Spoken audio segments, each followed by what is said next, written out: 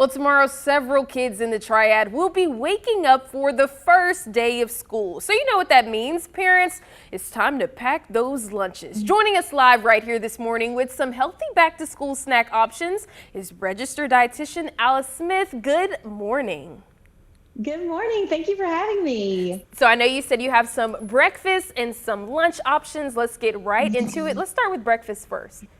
Yes, absolutely. So when you're wanting to put these meals together for the kids or for the adults for breakfast and lunch, really thinking about balance and lots of color. So we want a healthy carb from our fruits, veggies, grains, healthy protein, and healthy fat. So how can we throw those together? And any way you can combine those, you're not going to lose. So for breakfast, we have overnight oats. So these are super easy to make the night before, just some oats and your milk of choice. I put apples in here, cinnamon. You can do raisins, banana, nuts, and then just grab that in the morning.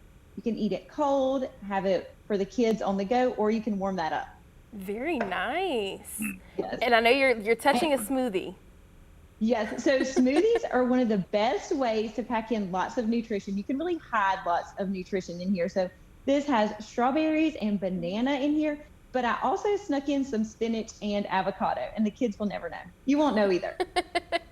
And we are going to throw together in the 8 o'clock hour. We're actually going to make some smoothie bags to freeze ahead to make this even just a little easier in the mornings. Can you talk about why it's important to make sure that when you are packing those lunch boxes to keep in mind of those healthy, choices for your kids?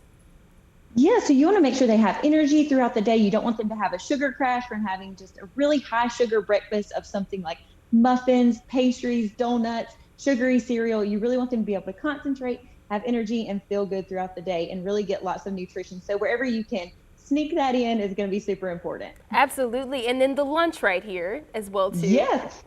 So again, just talking about balance, thinking about just different options, how colorful can you get, and even just doing some snack options. So here I have some veggies and hummus, and you can get these cute little muffin tins, these little silicone muffin holders off of Amazon to make things more fun, more colorful, and really separate the food also. So I just have egg in here for some protein, some veggies and hummus, some fruit, and then these peanut butter oat balls we made a couple weeks ago for just a little sweet treat. And all of these are on aliceapproved.com. You can find those from a couple weeks ago. And then we also have nachos. So you can do a little nacho bar. Oh, nice. So, yeah.